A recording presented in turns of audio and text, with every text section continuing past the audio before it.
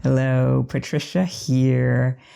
I am coming to you to introduce a segment of an interview I did with Robin Allison Davis, author of Surviving Paris.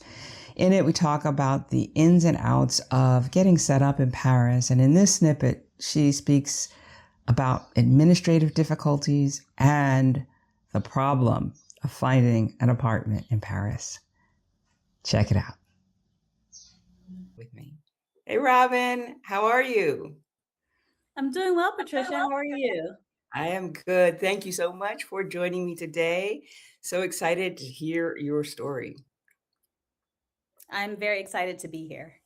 Yeah. So, can you share just a little bit more? I gave you a very, very, very high level bio. Can you share a little bit more about yourself? Yes, so I am 42 years old and I've been living in Paris for 10 years.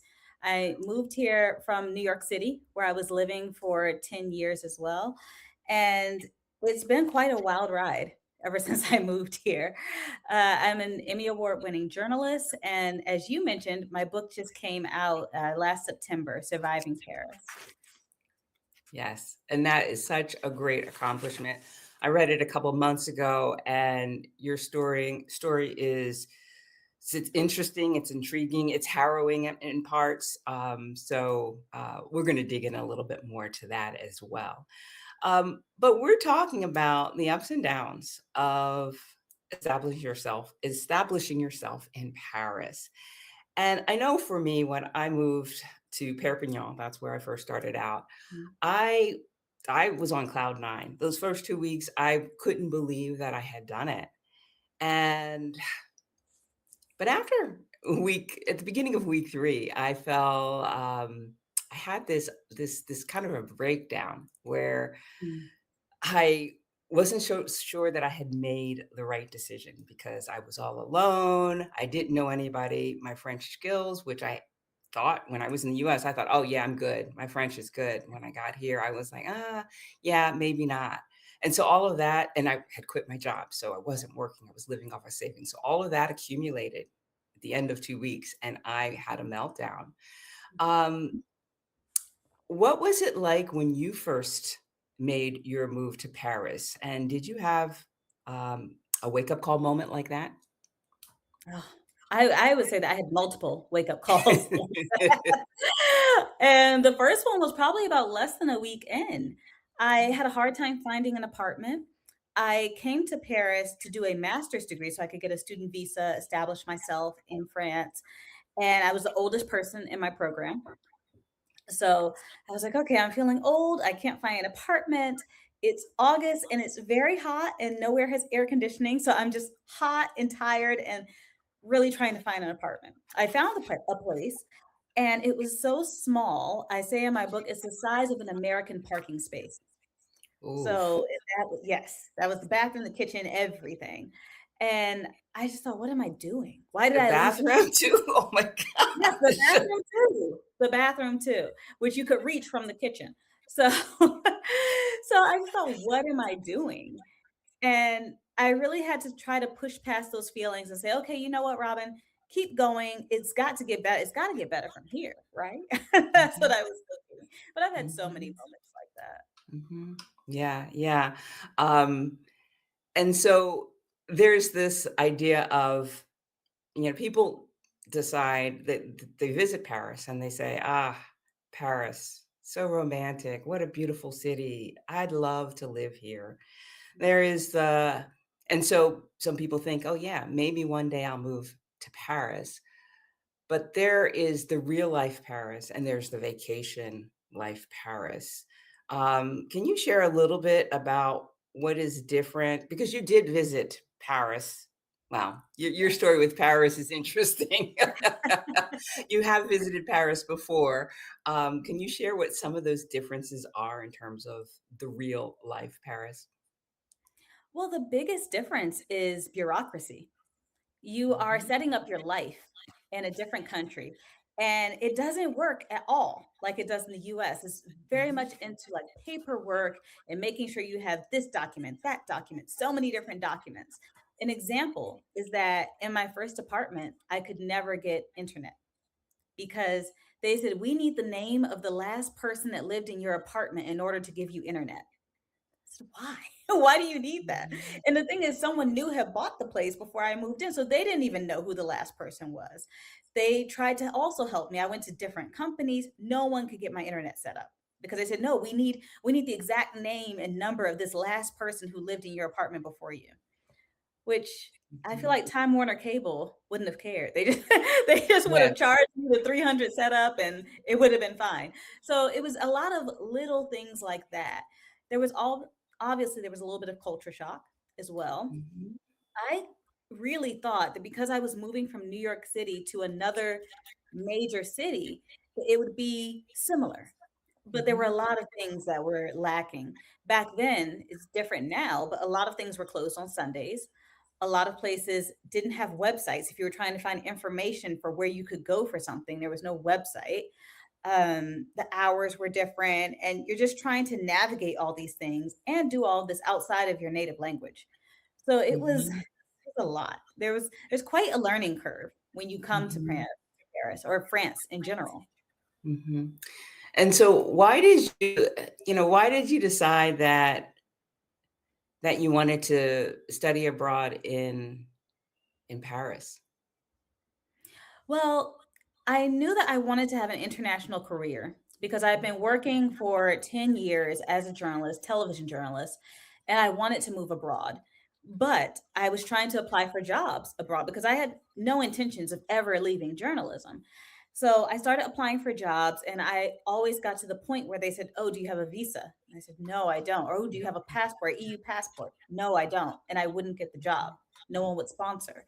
So after going through that several times, I thought, okay, what is another path to get abroad? Mhm. And I started looking into the student visas. And for Mhm. me, with Paris, I made a list of what I need out of a city to be happy, to build my life. Mhm. And it turned out that Paris really fits that. I was looking for green space, lots of cultural Mhm. activities, very diverse, major city. It was a list of things, and Paris hit every single one. So did London, but I decided that Paris would probably be the best fit for me. Mhm. Mhm. Yeah, and so it seemed like a good fit for you, and then you get here and there's all of this bureaucracy that makes completely no sense. Mhm. Um, I th I think, for me, I think that, people might hear that and they might think, "Oh, yeah, it's paperwork. How hard can it be?" But so why do you think that? Because I've heard that from other people who've moved not only to Paris but other parts of France, that it just is something that is is so hard. Why do you feel like, because some people might not really truly understand why that is such a big challenge? It's just very daunting because a lot of times you don't necessarily understand what paperwork you need, who needs it, where to get it from. And it's something that honestly French people complain about all the time. So it's not just a Mhm. moving abroad thing. French people will tell you that France is very bureaucratic and they're very much into paperwork.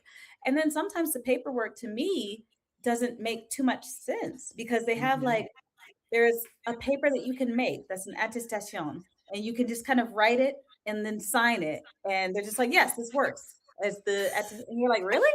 That's it? They Like, just need the paper to go in the file, right? really? I'm like, "You don't need anything more official to say?"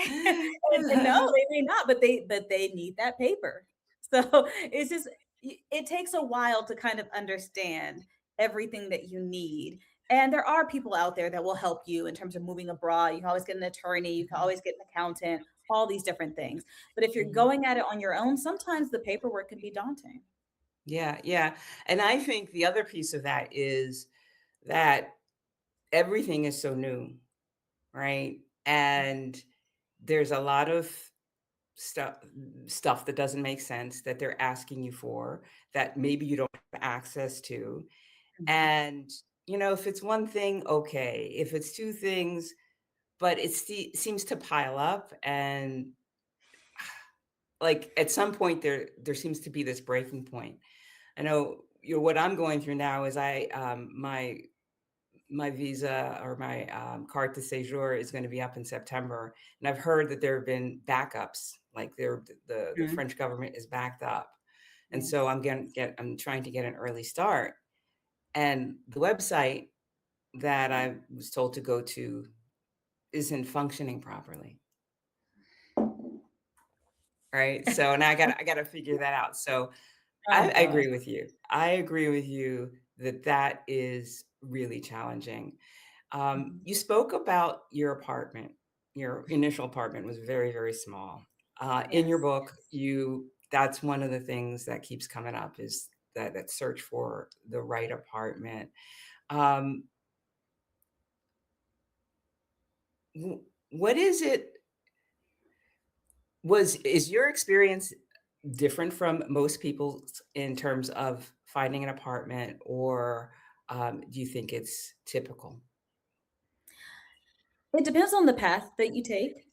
There are a lot of different paths you can take to getting an apartment in Paris. I was going through my school at one point and then decided to go through agencies, which agencies have nice apartments, but the Paris rental market is very tight. Everyone needs an apartment. And it's very, very difficult to get apartments often if you are not French, if you do not have a Mhm, CDE contract, which is mhm, a contract that is lifelong, essentially work contract.